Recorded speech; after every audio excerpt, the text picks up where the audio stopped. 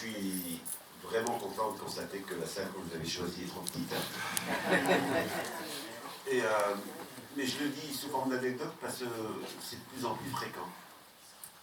Nous vivons un tournant. Nous sommes dans une période où les facteurs de régression qui sont là, qui sont forts, sont contrebalancés, commencent à être contrebalancés par des facteurs de consolidation. Autrement dit, nous sommes dans une période où la désespérance commence à céder le pas à l'espoir politique et social. Et c'est important de l'avoir en tête. Parce que quelle année 2019 nous avons eu quand même. Entre l'Algérie, le Soudan, le Chili, le Liban, Haïti, partout des peuples en masse se sont mobilisés dans des mouvements durables.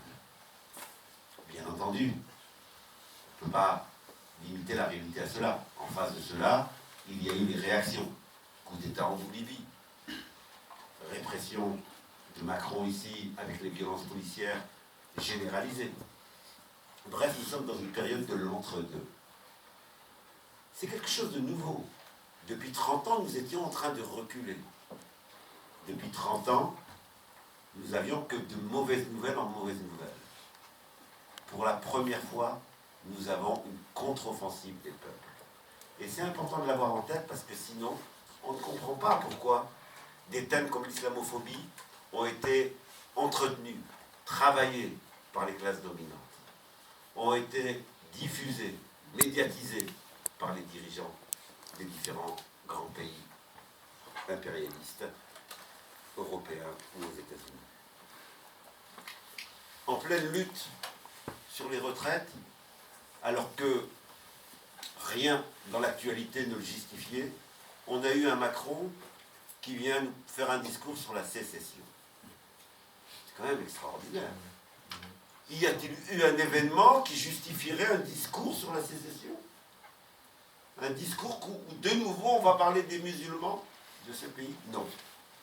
Par contre, il y avait un mouvement contre les retraites radicaux qui suivait un mouvement des Gilets jaunes pendant plus d'1 an. Autrement dit, ce discours sur la sécession, il vient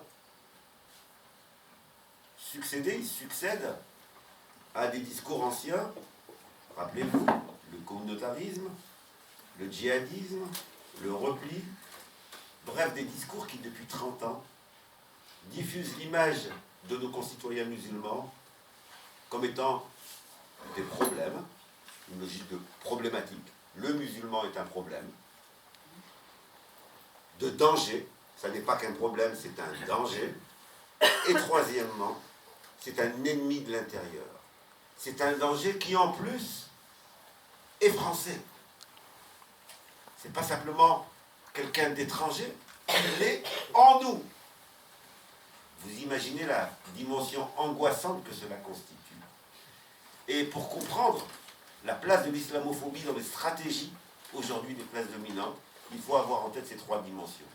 Le musulman comme problème, le musulman comme danger, le musulman comme ennemi de l'intérieur. Ça n'est pas un discours nouveau, ça fait 30 ans. C'est le énième discours politique et médiatique. J'ai fait les calculs. C'est en moyenne, je dis en moyenne parce que pour certaines années ça a été plus que cela, en moyenne, c'est au moins 2 fois par an qu'on a un discours national entraînant pendant plusieurs semaines du débat médiatique, appelant les chroniqueurs, les pseudo-chroniqueurs, ces nouveaux spécialistes qu'on invite dans les médias et qui nous disent tout et n'importe quoi sur un sujet dont on ne sait pas en quoi ils sont qualifiés pour parler de ce sujet. Je parle des Zemmour et compagnie. Rappelez-vous, débat sur le foulard, débat sur la burqa, débat sur la viande halal, sur le burkini, sur les prières de rue, sur les sorties scolaires des mamans voilées.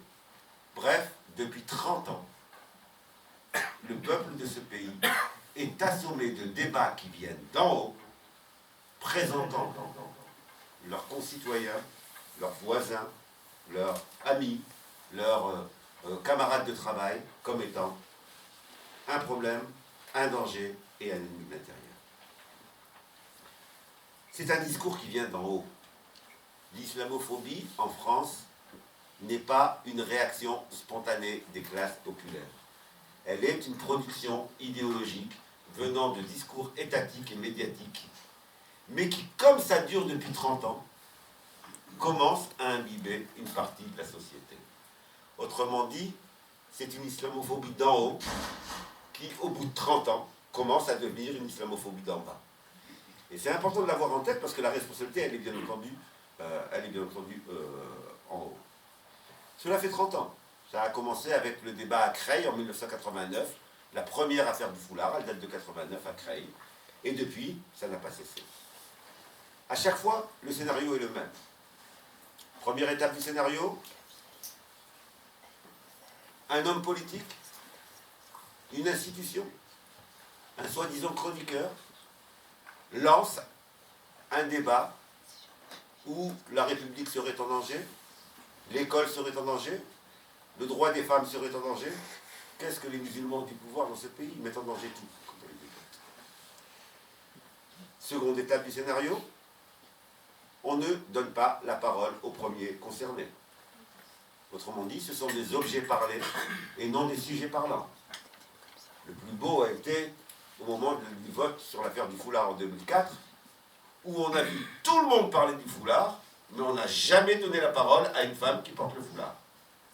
Autrement dit, tout le monde posait ses hypothèses sur ce que signifiait le foulard, mais donner la parole à celle qui porte le foulard pour qu'elle dise ce qu'il signifie pour elle, on ne l'a jamais fait. Donc, seconde étape, des objets parlés et non des sujets parlants. Troisième étape, l'appel à des chroniqueurs, la nouvelle mode des chroniqueurs. Ces spécialistes qui, dans les médias, disent tout et n'importe quoi, sans avoir à justifier de ce qu'ils disent. Et puis, dernière étape, les passages que les médias ne restituent pas. Parce qu'après chacune de ces flambées médiatiques, on a eu des passages à l'acte, on a eu des femmes agressées, on a eu des regards, on a eu des conséquences très concrètes dans la vie des musulmans de ce pays.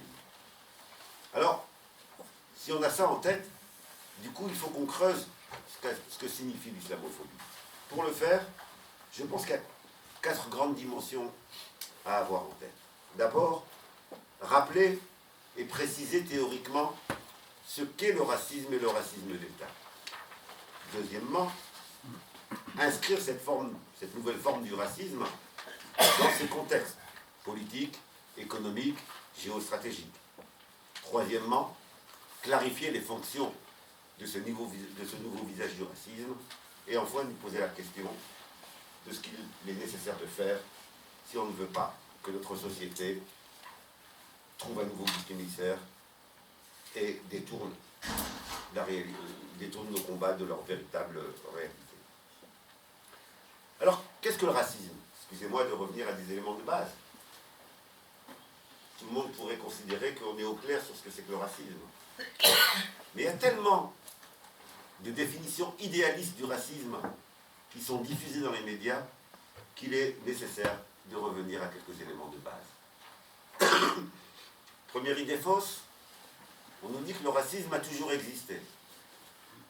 Scientifiquement, c'est faux. Le racisme n'a pas toujours existé. Cette thèse qui voudrait nous faire croire que le racisme est un mal de l'humanité depuis sa naissance jusqu'à aujourd'hui est un mensonge historique et scientifique. Bien sûr, dans l'histoire de l'humanité, il y a eu des rejets. Bien sûr qu'il y a eu des conflits. Bien sûr qu'il y a eu des oppressions.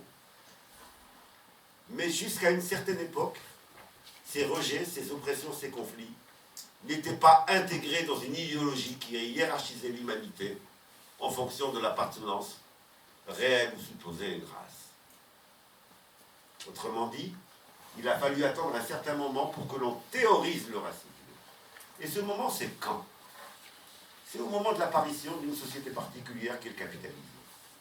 Pourquoi? Parce qu'il y avait besoin de justifier la mise en esclavage de toute une partie de l'humanité pour rendre rentables les grandes exploitations que l'on mettait en place en Amérique, dans les Amériques. C'est à ce moment-là qu'émergent les théorisations racistes. Et elles émergent comme justification de l'oppression d'abord des Amérindiens ensuite des esclaves. Et donc l'idée que le racisme est un mal de l'humanité qui aurait toujours existé est une erreur.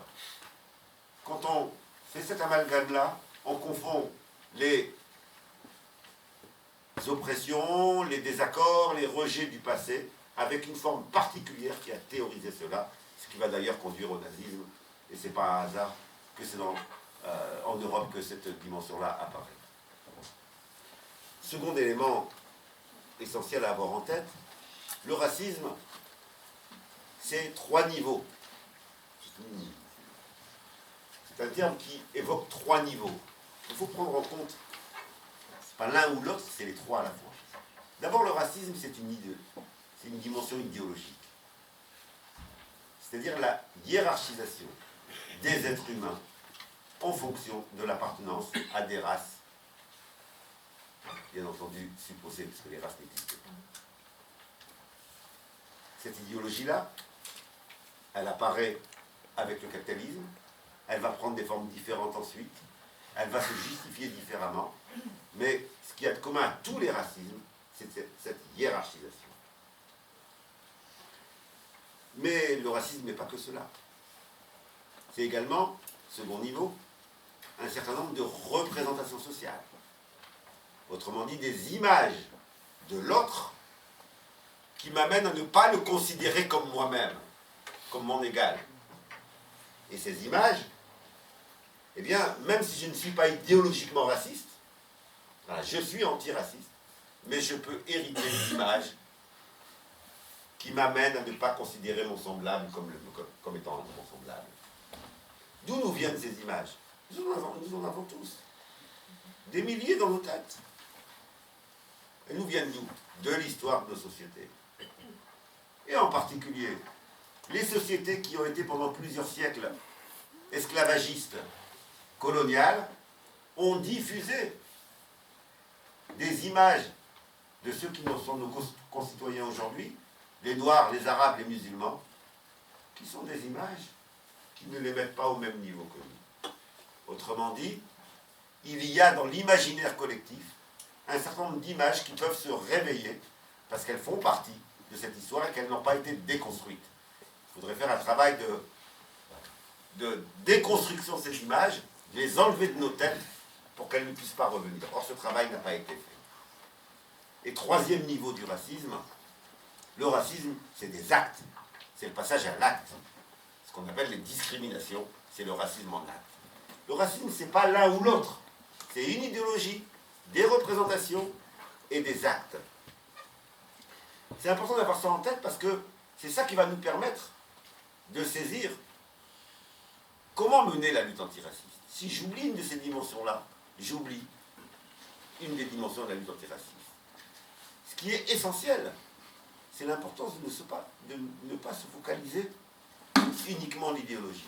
Un des problèmes en France, c'est que l'essentiel du mouvement antiraciste, j'espère que je ne choquerai personne ici, mais si je choque, on aura un débat, s'est construit en se limitant au premier niveau, celui de l'idéologie. Mais au niveau de l'idéologie, vous rencontrerez très peu de gens qui vont assumer l'idéologie raciste. Si vous cherchez quelqu'un qui aujourd'hui est idéologiquement raciste, ben, il n'y en a pas beaucoup. Par contre, au niveau des représentations, il y en a beaucoup plus. Et au niveau de la pratique, il y en a encore plus. Et donc limiter uniquement au Front National le racisme, ça nous amène à être aveugles sur le fait que le racisme imbibe le Parti Socialiste, imbibe un certain nombre d'autres forces dans ce pays. Et c'est important de l'avoir en tête et de ne pas se limiter à cette dimension idéologique. Seconde idée, le racisme, ça n'est pas une réalité qui ne bouge pas historiquement. Sinon, on ne comprend pas pourquoi il n'y avait pas d'islamophobie avant et maintenant il y a de l'islamophobie. Le racisme varie historiquement en fonction justement des luttes que nous avons menées. C'est pas moi qui le dis, c'est un grand monsieur qu'il faut relire, qui est d'une grande actualité, qui est Frantz Fanon, qui est un auteur qui ne vieillit pas et qu'il faut absolument relire aujourd'hui. Frantz Fanon nous dit, vous savez, on distingue au moins deux formes du racisme. La première forme du racisme, c'est le racisme à ses débuts. Depuis la naissance du capitalisme, en gros, jusqu'aux années 60, jusqu'à 1960. Et il nous dit, ce racisme-là, comme le sexisme d'ailleurs, hein, c'est la même logique. Il se justifie, ce qu'on appelle le racisme biologique, ou le sexisme biologique. Il se justifie avec l'argument qu'il y aurait une différence biologique entre le noir et le blanc, entre l'arabe et l'européen. Il y aurait une différence dans le corps. C'était l'époque où on mesurait la taille des crânes pour justifier qu'il y aurait un cerveau plus grand chez les Européens et pour justifier et l'esclavage et la colonisation. Donc c'est l'argumentaire biologique. On retrouve le même argumentaire au niveau de l'égalité homme-femme. Le sexisme, c'est d'abord basé sur une démarche biologique. Hein, dans un de mes livres, je décris tous les discours qui ont été tenus sur les femmes. Vous ne le saviez pas, mesdames, mais vous aviez un corps plus flasque, des muscles plus... et donc ça vous empêchait d'avoir une vraie réflexion. Hein, et donc ça vous mettait en dessous de l'homme. Il n'y avait pas de cerveau, etc. Vous étiez victime d'hystérie, c'était votre corps qui parlait, alors que les hommes, vous avez une maîtrise, etc. C'est la même logique. L'argumentaire biologique comme argumentaire de l'inégalité. Qu'est-ce qui a fait que ça a reculé et qu'on est passé à autre chose? Frantz Fanon nous dit, on est passé à un second niveau. Quand? Quand les victimes du racisme se sont révoltées. Quand les esclaves ont dit ça suffit. Quand les colonisés sont entrés en lutte pour leur indépendance. Quand les anti-nazis ont battu les nazis.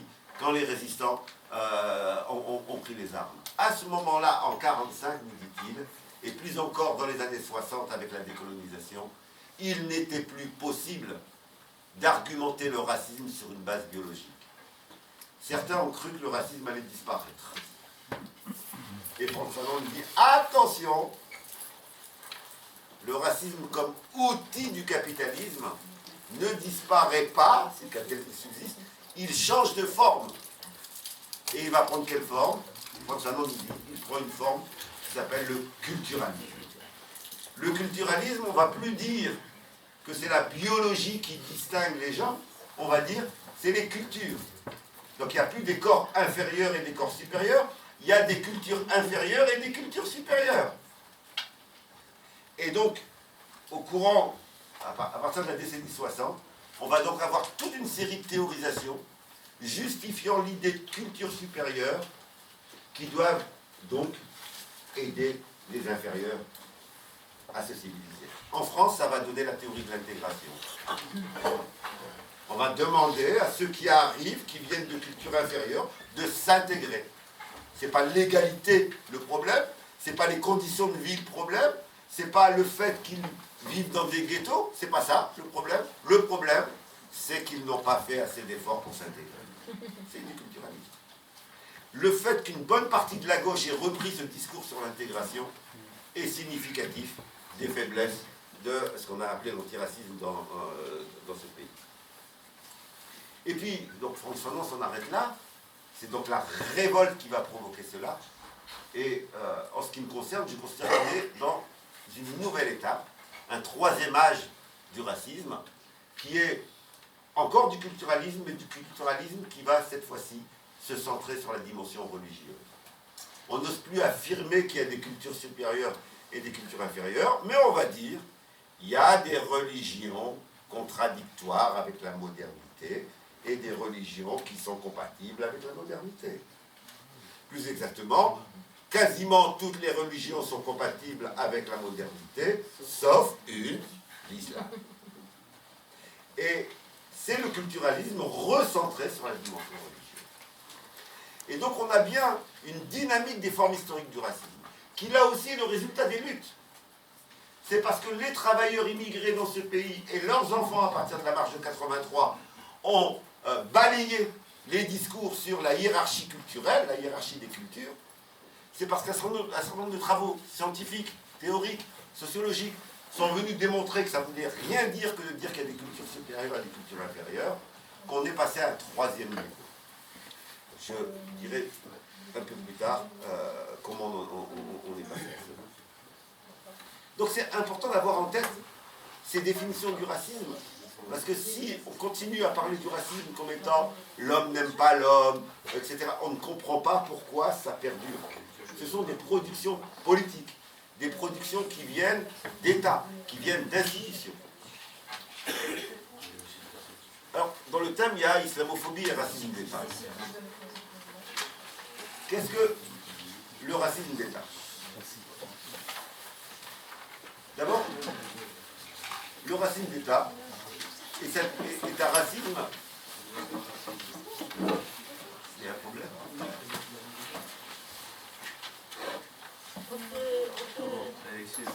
On essaie d'écouter là. C'est possible. Oui, non, mais si vous voulez bien. Le racisme d'État, c'est comme son nom l'indique, un racisme qui est mis en œuvre par un État ou par une institution de l'État. Ah, c'est tout ça. Est-ce que c'est un scandale? Vous savez qu'on a eu toute une série d'attaques dans les médias, les quelques-uns qui mettront en avant cette notion de racisme d'État.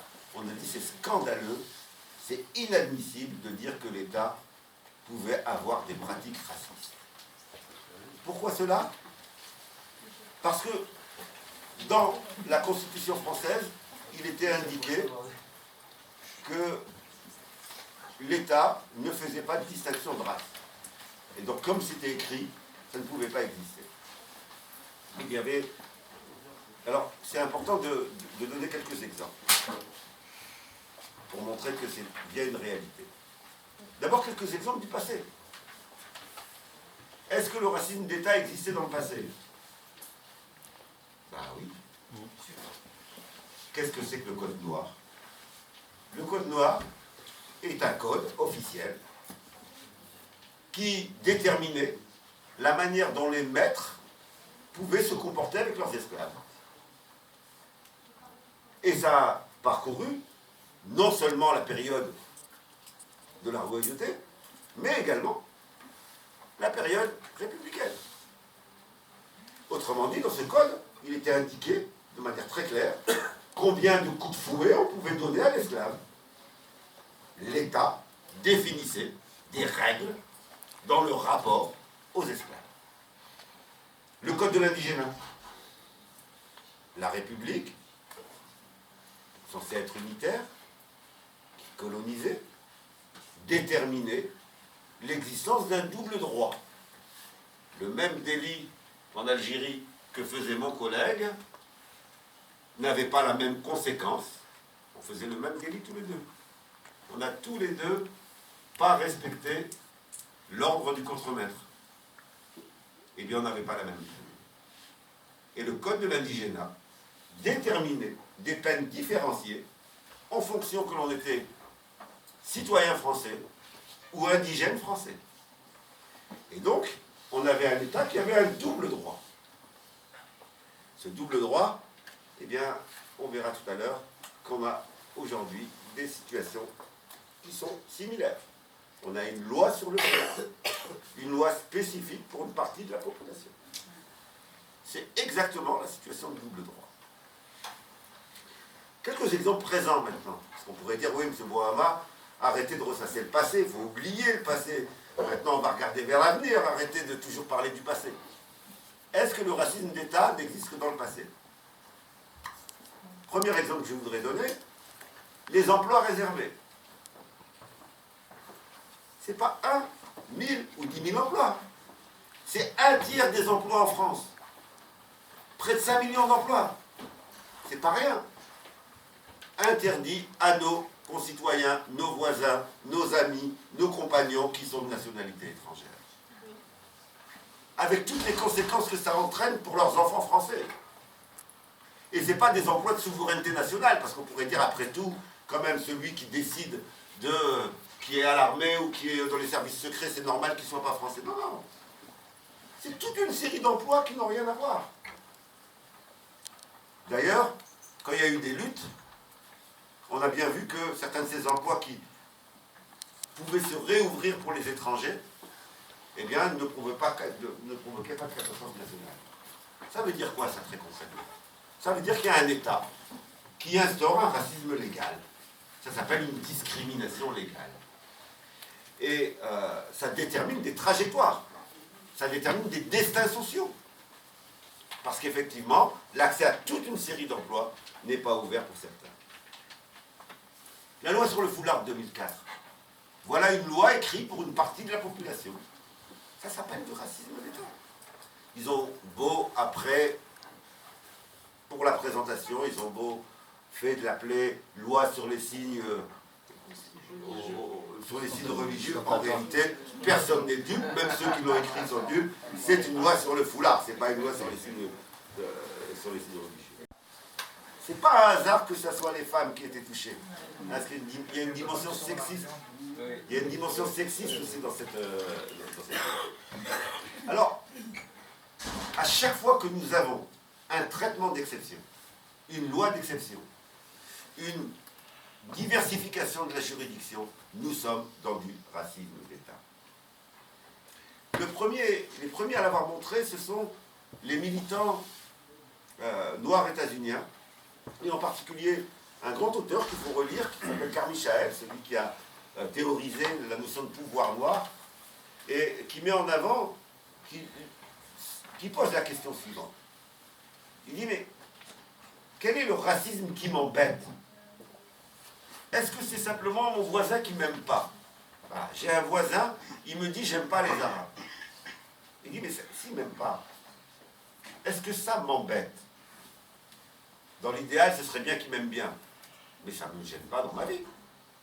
Il ne m'aime pas, je ne l'aime pas. Il ne me parle pas, je ne lui parle pas. C'est pas grave. Par contre, le racisme institutionnel, c'est-à-dire le racisme qui a des conséquences sur ma vie. Elle, c'est pas que ma voisine. Elle travaille à la mairie, le service logement. Quand j'ai déposé mon dossier, elle prend mon dossier, elle n'aime pas les Arabes, elle le met en dessous. Ce racisme-là, ce racisme d'institution de l'État, lui, c'est le vrai racisme. C'est celui qui m'empêche de vivre. C'est celui qui va créer des conséquences négatives sur moi, sur mes enfants, sur ma famille, etc.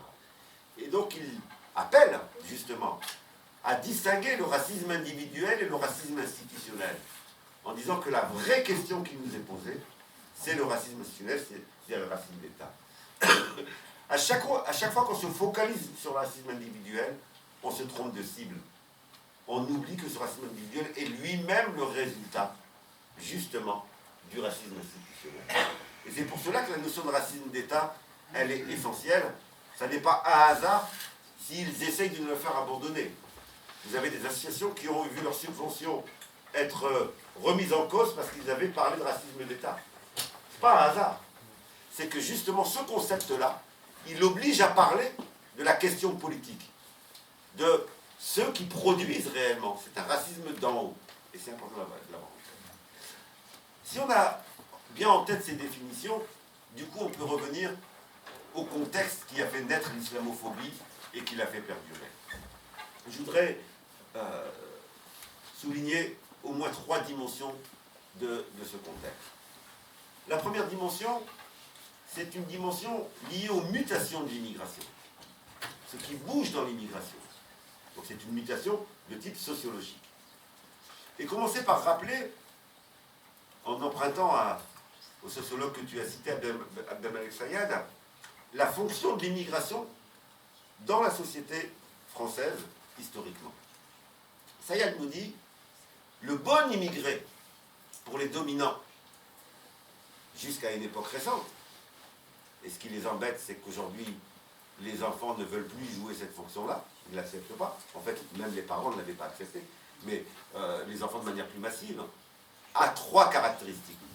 Le bon immigré, il a 3 caractéristiques.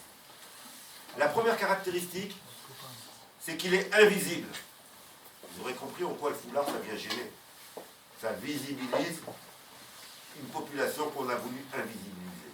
Si vous regardez où on a construit les foyers de travailleurs immigrés, si vous regardez les modes de gestion de la force de travail immigrée, par exemple dans le Nord-Pas-de-Calais, dans les mines, on avait des camps pour Marocains, avec interdiction d'entrer en contact avec les autres mineurs. On avait interdiction pour les syndicats d'entrer dans ces camps. Autrement dit, on voulait invisibiliser ces travailleurs immigrés. Tout était fait pour qu'ils ne se voient pas. L'invisibilité a toujours, ça c'est valable, ça a été montré pour d'autres populations dominées, pour la classe ouvrière, pour les femmes, etc. L'invisibilité se conjugue toujours avec l'oppression et la visibilité se conjugue toujours avec l'émancipation. C'est pas un hasard que toutes les populations qui se révoltent veulent se faire voir. Ils occupent la rue, ils se visibilisent, et que les populations dominées généralement ne sont pas vues. Et donc on a un système qui s'est construit pour que nos parents, enfin la génération jusqu'aux années 60, était une génération, 70 même, une génération qu'on a parquée, qu'on a invisibilisée. Première caractéristique. Et voilà, maintenant, le cas des jeunes femmes qui viennent porter le foulard, on ne peut pas ne pas les voir. Ah, je me promène dans la rue, elles ont le foulard. Elles viennent casser cette place d'invisibilité. Seconde dimension, l'apolitisme. Et ça, c'était inscrit dans la loi. Le travailleur immigré pouvait être expulsé en fonction de ses engagements politiques. Donc on avait un statut qui contraignait le travailleur immigré à l'apolitisme. Il a fallu des combats et des combats. On a des gens de la TMF ici qui ont mené un certain nombre de combats dans cette période-là, qui ont arraché morceau par morceau, droit par droit, le droit à l'expression politique. Beaucoup ne le savent pas parce qu'aujourd'hui on a eu des conquis. Mais le droit d'être délégué syndical était interdit aux travailleurs immigrés. Il a fallu des grèves et des luttes pour obtenir le droit d'être délégué syndical. Au même moment où tous les autres travailleurs avaient le droit d'être délégué syndical. C'est-à-dire tous ces droits-là étaient dans le système de gestion de l'immigration pensés comme ne devant pas toucher l'immigration. Donc, la politique. Et voilà maintenant qu'on a une nouvelle génération qui vient nous dire, nous, on a notre mot à dire. On veut s'exprimer. Troisième dimension, nous dit Sayad, la politesse. Le travailleur immigré devait dire merci. Non seulement il était à une place subalterne, à une place surexploitée, mais en plus, on mettait en scène les dimensions de dette. Il avait une dette vis-à-vis de la cité d'accueil. Le plus bel exemple est l'exemple des foyers de travailleurs immigrés. Les plus jeunes ne savent pas. Vous savez comment ils étaient financés? Ils étaient financés 2 fois. Tout gain pour les promoteurs. Ils étaient financés une première fois par les loyers que payaient ces travailleurs immigrés. Mais ils étaient financés une deuxième fois parce que leur construction était à partir du différentiel d'allocation familiale entre ce que touchait un travailleur ici et ce qu'il touchait au pays.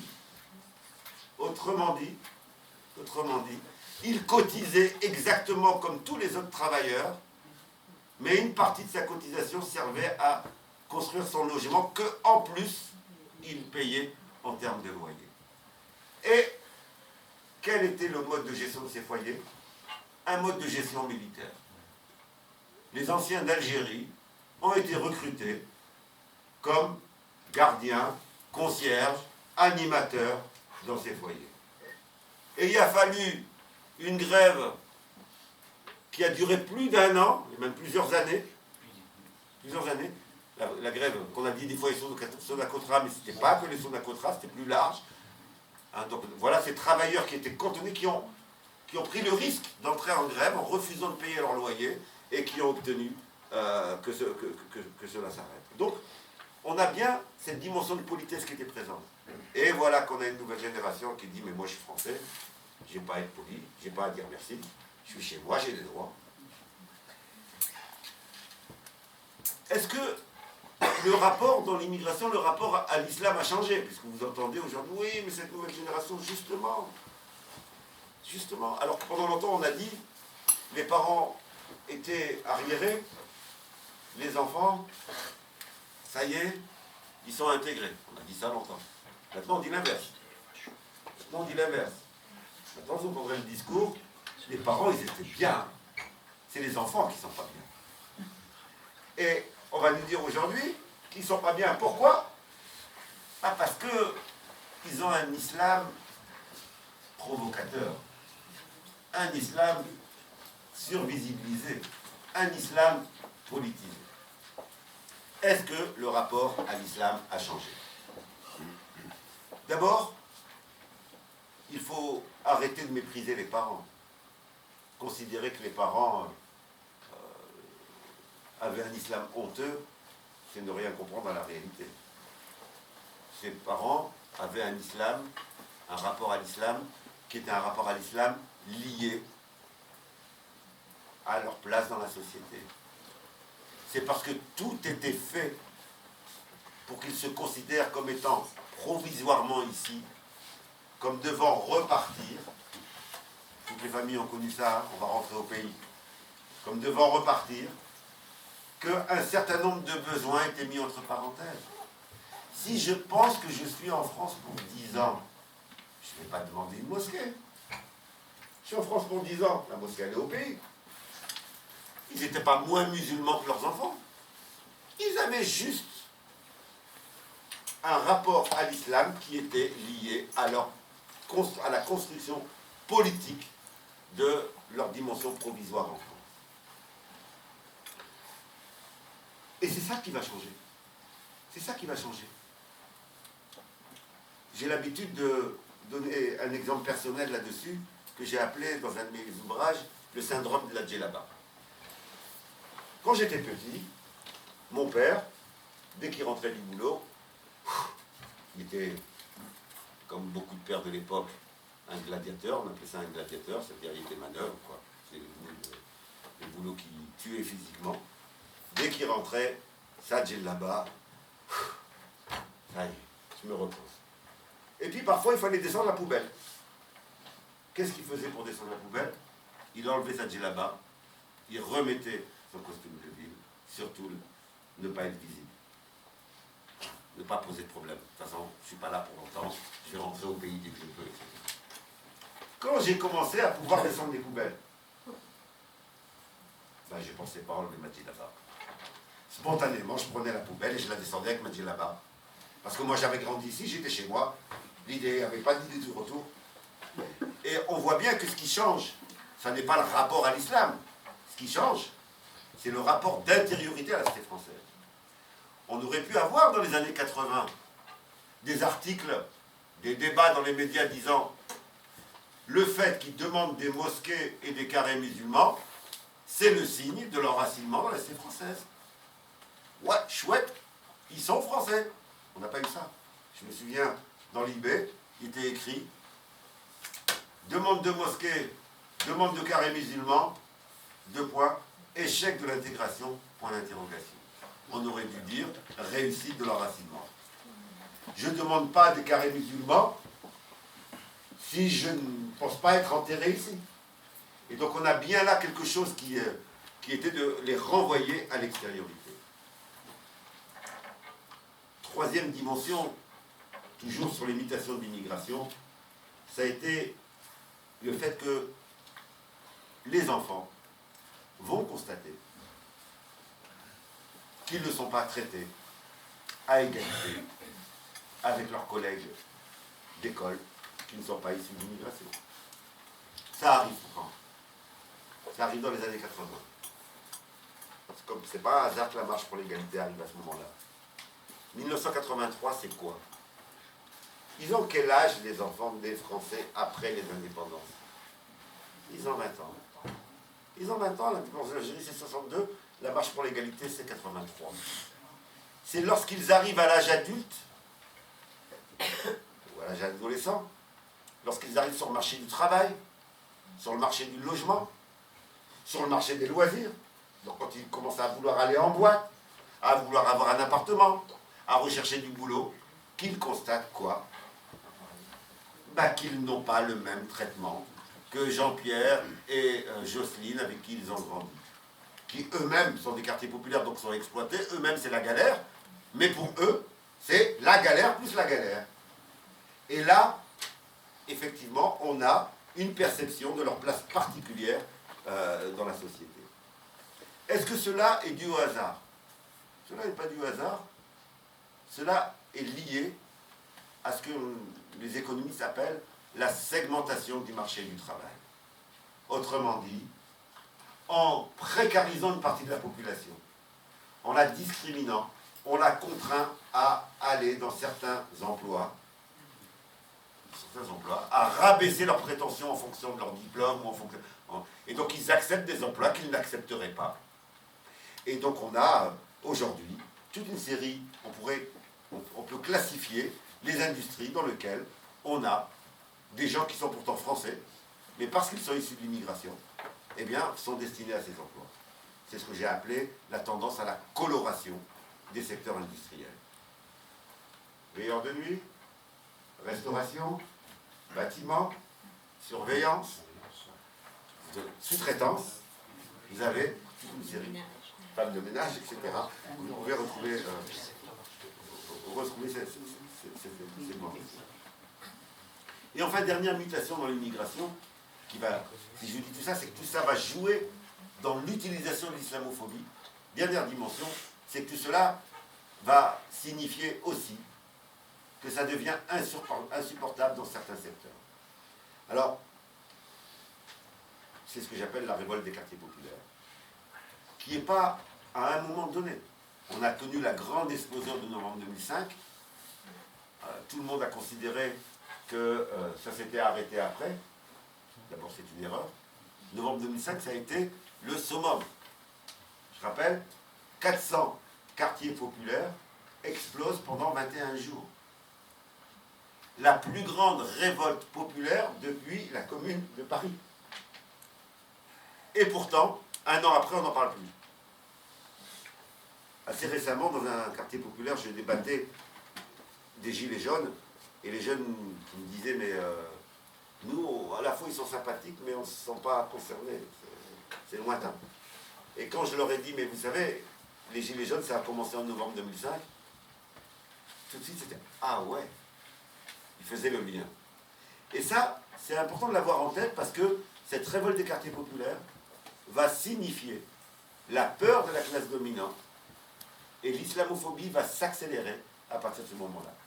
Ça se joue en même temps, la loi sur le foulard, la révolte de novembre 2005. Depuis, ça ne s'est pas arrêté. C'est plus une explosion commune, mais il n'y a quasiment pas un mois dans lequel il n'y a pas un quartier qui explose en France. Un dernier rapport des renseignements généraux, là, qui a été sorti des bribes, parce qu'ils n'ont pas publié le rapport, des bribes ont été données par Le Monde, souligne quoi? Les quartiers sont au bord de l'explosion, et deuxièmement, c'est des causes sociales. Donc, même les RG disent, n'allez pas nous parler de l'islam, c'est pas ça, c'est la précarité dans les quartiers qui peut expliquer de nouvelles explosions. Et il date de janvier, hein, donc c'est tout récent. Donc on a un contexte de mutation de l'immigration, où on a une nouvelle génération qui n'est plus dans l'invisibilité. On a une discrimination qui provoque des révoltes.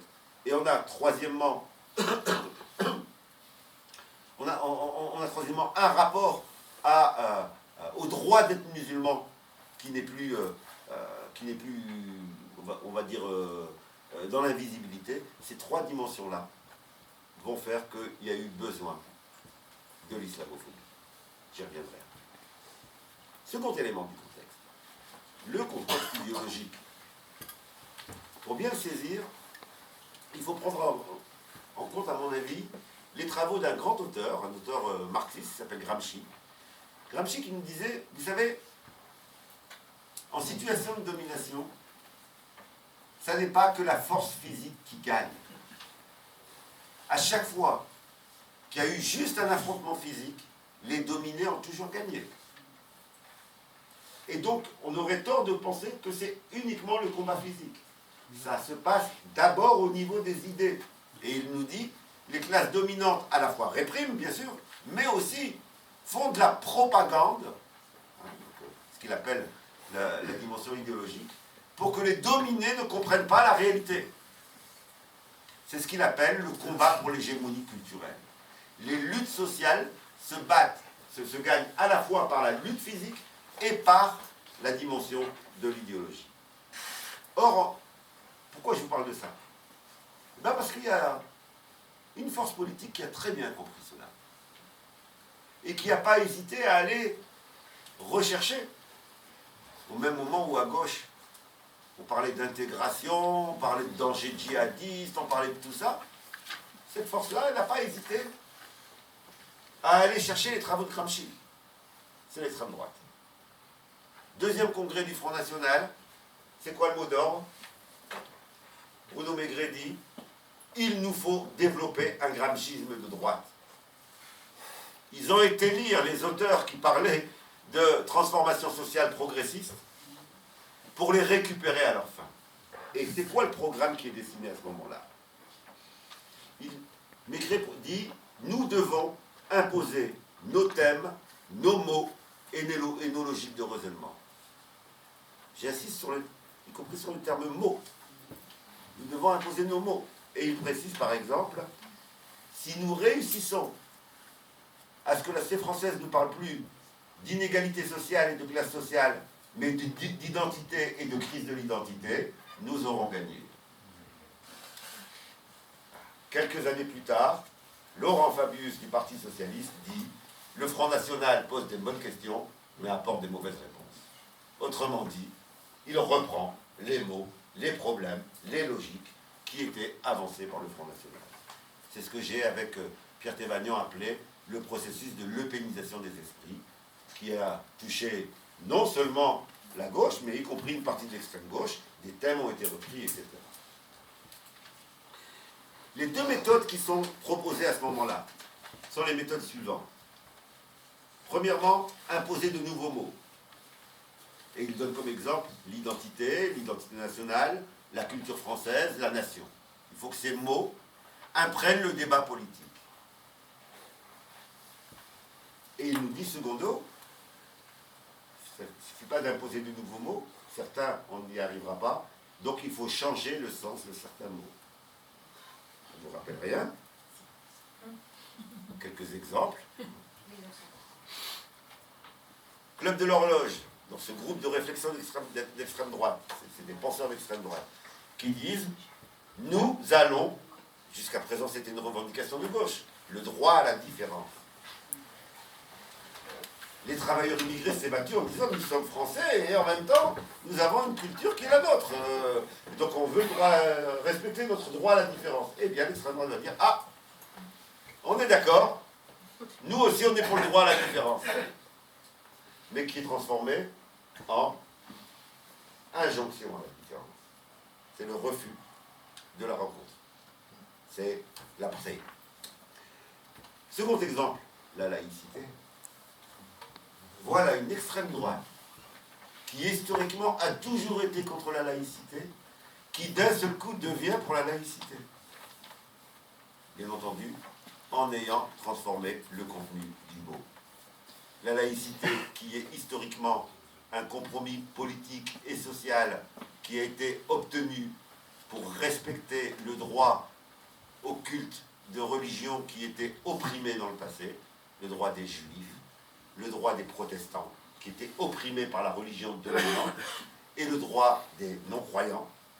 La laïcité qui est donc le résultat de cette protection du droit des non-croyants, du droit des protestants et des juifs, devient un outil contre le droit au culte. On a inversé le contenu de la laïcité. Et donc, c'est pas seulement changer des mots, c'est aussi transformer le sens de certains mots. C'est pour cela d'ailleurs qu'il ne faut surtout pas abandonner ces termes. Il faut mener le combat sur le contenu de ces termes et pas les abandonner. On a eu la même chose sur le droit des femmes. Voilà une extrême droite qui a toujours été pour l'inégalité entre hommes et femmes, qui d'un seul coup devient pour le droit des femmes. En changeant le contenu de la notion de droit des femmes, en précisant que le danger contre le droit des femmes, c'est les musulmans. C'est une religion. Et donc, ce second mécanisme idéologique va également se mettre en place. C'est pour cela que la forme contemporaine du racisme qu'est l'islamophobie, elle a une caractéristique particulière par rapport aux formes précédentes. Les formes précédentes ne cherchaient pas la respectabilité, elles assumaient l'inégalité. Le biologisme assurait l'inégalité biologique. Biologiquement, ils sont nous sommes supérieurs, ils sont inférieurs. Le culturalisme assumait la hiérarchisation en disant qu'il y a des cultures supérieures et inférieures. L'islamophobie ne se base plus sur la même logique. C'est pour ça que j'ai proposé d'appeler cela un racisme respectable. Autrement dit, c'est pour la défense de soi-disant causes nobles que l'on justifie le racisme. C'est pour le droit des femmes qu'il faut être anti-musulman. C'est ça que l'islamophobie.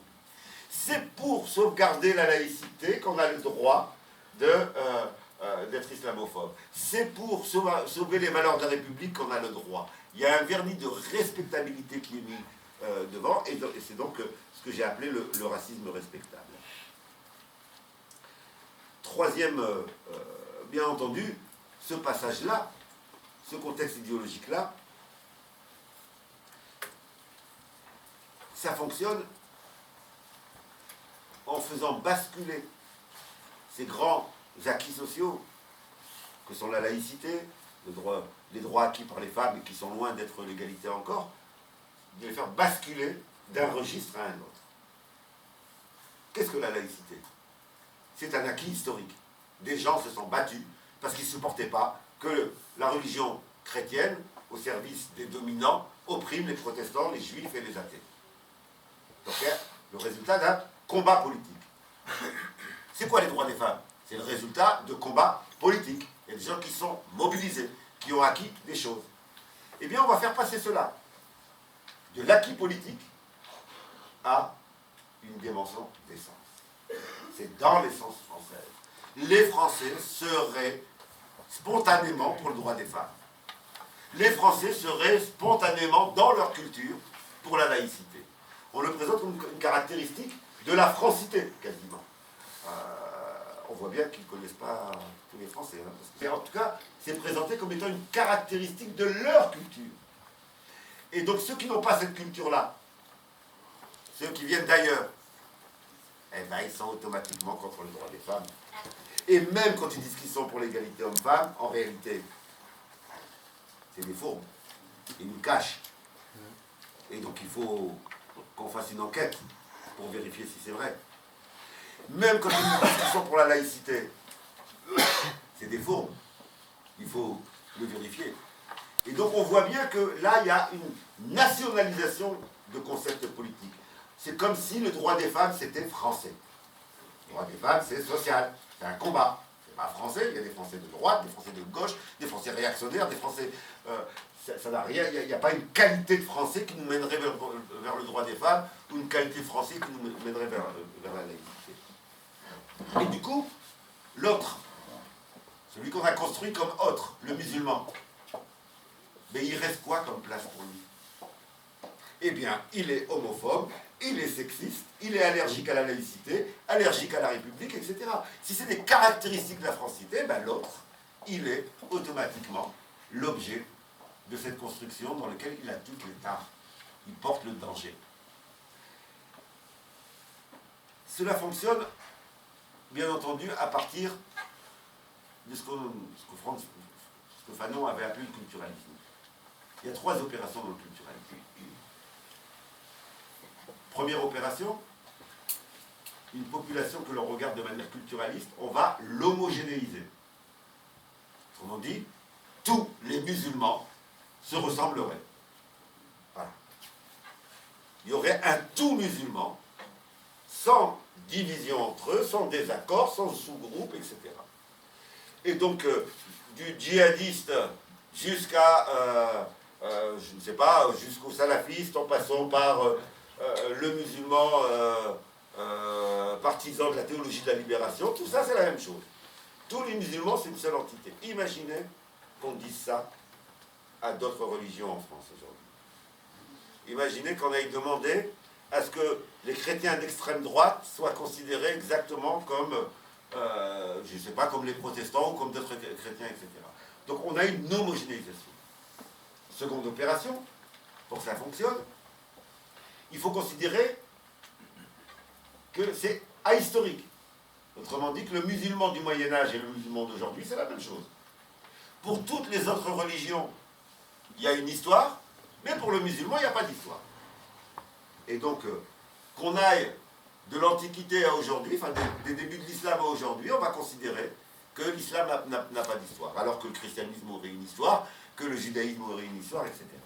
Et troisième caractéristique, on va considérer que l'attitude des musulmans est uniquement le résultat des musulmans. Sauf que toute une partie de l'attitude des musulmans est liée à la manière dont on les traite. Si vous ne construisez pas de mosquée, ben les gens vont chercher à faire leur prière autrement. Donc une partie de leur attitude renvoie à leur manière de traiter. Si à chaque fois qu'il y a une construction de mosquée, on a un mouvement, des pétitions, des débats, etc., bien entendu que ça impacte les musulmans. Et donc on voit bien en quoi la dimension idéologique va jouer dans l'émergence de l'islamophobie. Troisième dimension de contexte, le contexte international, qui n'est pas secondaire. Nous sommes dans une période, ça arrive à quel moment? Ça arrive au moment où disparaissent tous les équilibres issus de la Seconde Guerre mondiale. La fin de l'URSS fait que le monde tel qu'il a été construit après la Seconde Guerre mondiale, eh bien, est complètement déstabilisé. Indépendamment de ce que l'on pensait du monde d'avant, on peut au moins se mettre d'accord sur le fait que ce qu'ils ont appelé la mondialisation, c'est en réalité le retour à un capitalisme pur. C'est le retour à l'idée que on peut détruire, éliminer toutes les entraves au profit. Ça va donner les délocalisations, ça va donner la remise en cause aujourd'hui des retraites, mais tout ce qu'on connaît depuis 30 ans, c'est la remise en cause des équilibres, des acquis du mouvement social. Une des dimensions de cette mondialisation, ça va être le retour de la concurrence pour les matières premières. Ces 30 dernières années sont des années de guerre. Afghanistan, Irak, Syrie, Afrique. Macron vient d'annoncer, là, début février, qu'il envoyait 600 soldats supplémentaires au Mali. Et qu'est-ce qui se passe aujourd'hui? Alors, il y a des pays dont on peut repérer assez facilement la dimension des ressources pétro-gazières. Non, on peut se dire en Afrique. Là, en Afrique, ça fait 20 ans que les découvertes pétrolières touchent toute l'Afrique de l'Ouest. Autrement dit, l'islamophobie va aussi être une idéologie qui va accompagner les légitimations des guerres pour les ressources que se mènent les grandes puissances aujourd'hui. D'ailleurs, ça a été théorisé. Ça a été théorisé par Huntington, qui est un des penseurs idéologiques aux États-Unis, qui est venu nous dire, mais vous savez, on ne peut plus comprendre les guerres comme par le passé. Par le passé, les guerres, c'était lorsqu'il y avait une divergence d'intérêts énorme et des États, pour leurs intérêts, entraient en guerre. Et il nous dit maintenant, c'est plus ça. Et il parle du choc des civilisations. Les guerres seraient liées au fait que nous serions en présence de civilisations incompatibles les unes avec les autres, et donc qui entreraient inévitablement en guerre. En gros, il nous annonce, voilà, à chaque fois qu'on aura besoin de justifier une guerre pour le pétrole, ou pour autre chose, pour les minerais stratégiques, eh bien, on pourra mettre en avant le fait que c'est avec une autre civilisation. Et il se trouve que l'essentiel des nouvelles découvertes se trouve dans des pays musulmans. Et c'est pour cela que l'islamophobie va prendre cette place également au niveau international. Sarkozy a dit lui-même qu'il avait importé en France le choc de civilisation du Washington. Que c'était un de ses livres de chevet. Que c'était une de ses références pour penser la réalité. Alors si on a ça en tête, du coup on peut se poser la question des fonctions de l'islamophobie. À quoi ça nous sert? D'abord, si on prend bien en compte l'ensemble de ces contextes, ça a une première fonction. Isoler ceux qui seraient amenés à se mobiliser. Oui, il y a des potentialités de révolte, de revendication dans les quartiers populaires, dans les populations issues d'immigration, dans les populations musulmanes. Et il s'agit d'éviter la sympathie avec ces révoltes et avec ces revendications. De construire une image de cette population qui fasse qu'on la considère comme différente de nous, comme distante par rapport à nous. Et malheureusement, ben, ça réussit. Ça a réussi en partie. Heureusement, ça réussit. Qu'est-ce qui nous permet de dire ça? Je voudrais donner juste 2 exemples. Vous connaissez les plans d'ajustement structurel du Fonds monétaire international? Pour obtenir un crédit, les pays d'Afrique, à partir des années 70, devaient s'engager, en gros, à paupériser leur peuple. Ils n'avaient pas de crédit s'ils ne supprimaient pas les services publics. Ils n'avaient pas de crédit s'ils ne privatisaient pas les services publics. Ils n'avaient pas de crédit s'ils n'enlevaient pas le soutien aux produits de première nécessité. Vous savez, dans beaucoup de pays d'Afrique, l'huile, on la vendait 50% moins cher que ce qu'elle coûtait sur le marché. L'État subventionnait le prix pour que ce soit trop cher, la semoule, etc. Eh bien, les plans d'ajustement structurel du FMI et de la Banque mondiale empêchaient les États de subventionner les prix. Autrement dit, on a eu pendant 30 ans une politique de paupérisation. Est-ce que ça a réagi ici, dans le mouvement syndical ou à gauche?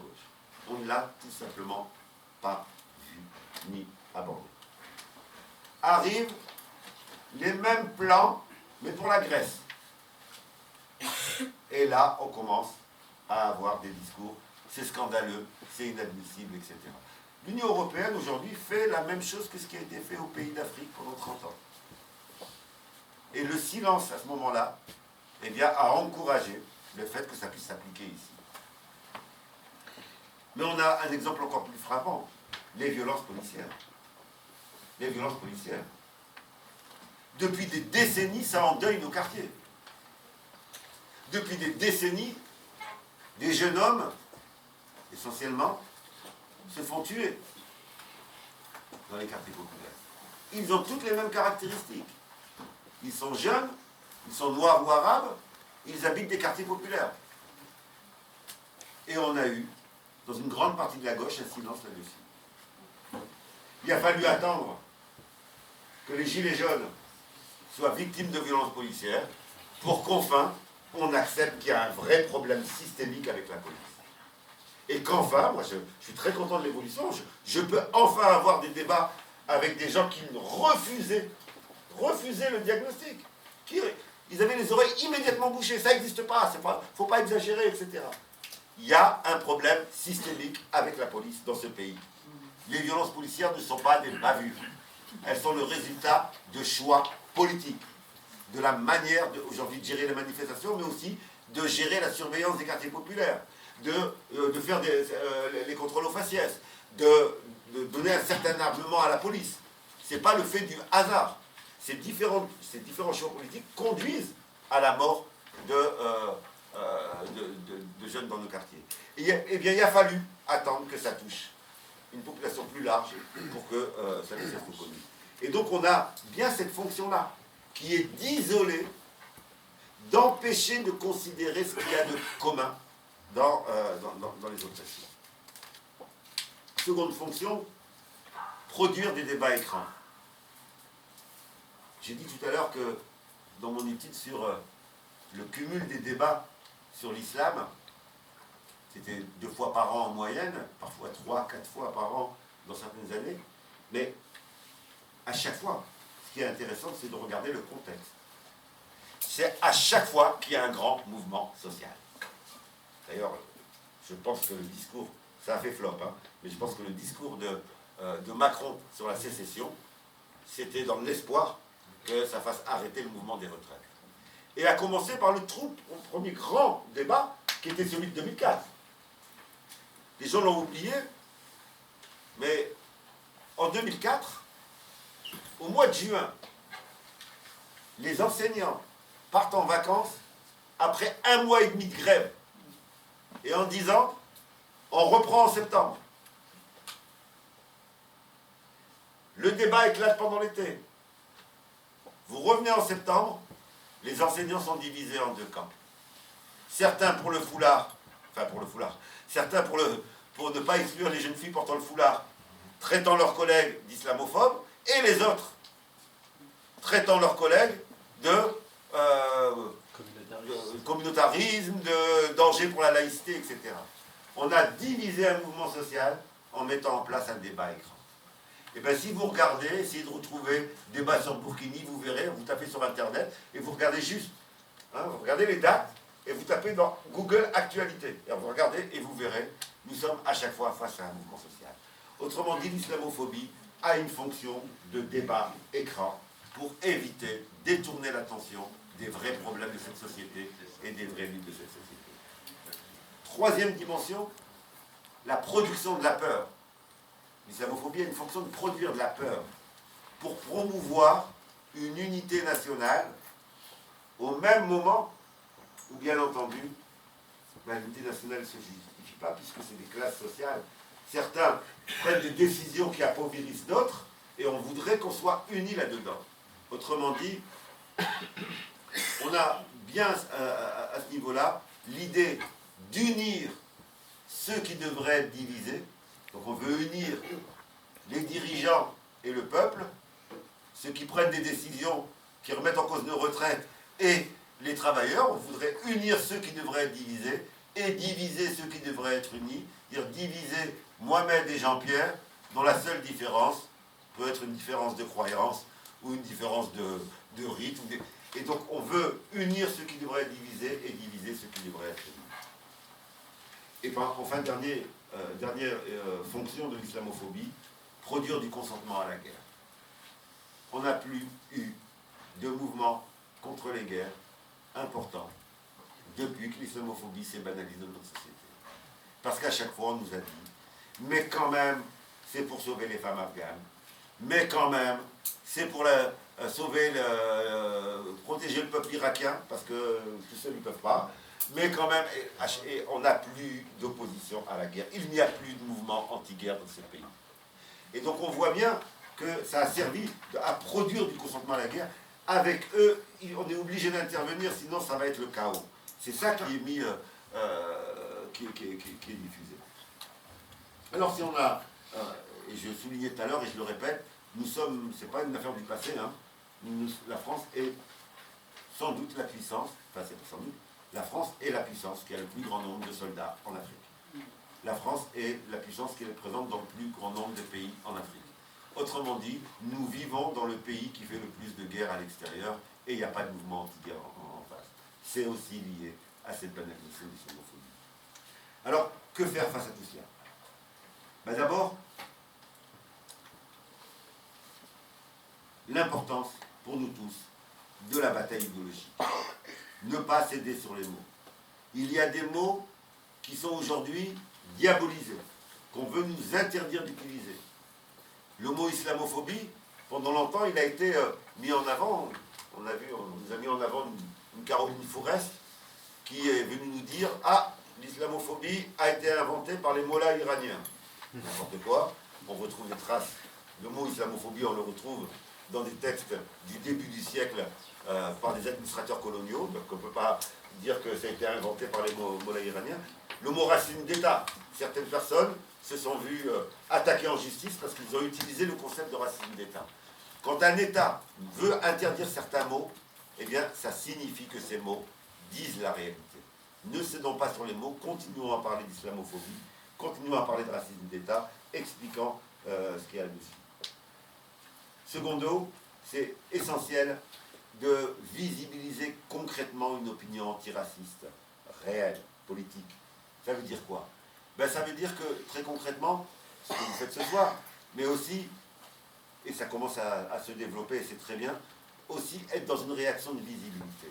Je voyais la semaine dernière à Paris un restaurant qui a refusé de servir 2 femmes voilées et qui a été envahi par...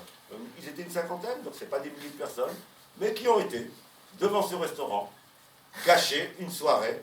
Voilà, quand je dis gâcher une soirée, c'est que les clients, eh bien, ils ont perdu des clients. Eh bien oui, il faut prendre au porte-monnaie, il ne faut plus lâcher. À chaque fois aujourd'hui qu'il y a un acte islamophobe, c'est important de réagir en termes de visibilité. Troisième dimension, servir de poil à gratter dans les mouvements sociaux. tous les mouvements sociaux existants aujourd'hui concernent les populations issues de l'immigration. Moi, j'appartiens à une organisation qui est le Front Uni des immigrations et des quartiers populaires, qui appelle toutes les descendants de l'immigration à se syndiquer, qui les appelle à participer aux différents mouvements sociaux, participer aux grèves, etc. Mais il faut y aller en posant les questions qui fâchent aussi. Il faut y aller en posant un certain nombre de questions qui ne sont pas prises en compte. Par exemple, moi je mène un combat pour que nos syndicats prennent en charge la question des discriminations. Les discriminations, ça touche qui? Ça touche les travailleurs. Ça touche les travailleurs qui, parce qu'ils s'appellent Mohamed ou Fatima, n'ont pas les mêmes chances que d'autres. Et donc, les syndicats devraient avoir un chantier lutte contre les discriminations. Et donc, aller dans les mouvements sociaux, c'est pas aller pour se taire. C'est aller pour aussi amener ces structures du mouvement ouvrier à s'occuper des questions qui concernent cette partie invisibilité de la population. Et puis, si on a ces trois dimensions-là, eh bien, juste ne pas oublier de prendre en compte les premières victoires qui sont les nôtres. Parce que des fois, le sentiment d'impuissance peut nous amener à considérer que tout est perdu. Pendant longtemps, je l'ai entendu, moi, dans les quartiers populaires. Ça commence à bouger, là. Mais pendant longtemps, ouais, mais à quoi ça sert, ça ne bouge pas, etc. La manif du 10 novembre dernier, à Paris, pour la première fois, des partis qui refusaient d'utiliser le terme islamophobie étaient dans la manif avec nous. C'est le résultat de nos combats petits qui ne se voyaient pas, où on se disait ça ne bouge pas, etc. On a eu des manifs en province dans lesquels c'était les grands syndicats qui ont donné les sonos pour des manifs contre l'islamophobie. C'était inimaginable. Il y a encore un an. Il y a des victoires. Simplement, on part de tellement loin qu'il va falloir continuer à creuser. Autrement dit, c'est surtout pas le moment du repli individuel. Dans le monde, les peuples se révoltent. En France, il y a des mouvements sociaux. En France, il y a les premières victoires. Plus que jamais, nous avons besoin de nous regrouper, de créer des collectifs. Je ne vais pas vous dire à Strasbourg, je ne connais pas assez dans quel collectif il faut aller, mais surtout, c'est important de reconstituer des collectifs dans lesquels la question du racisme d'État et de l'islamophobie soient des questions qui soient au centre. Merci.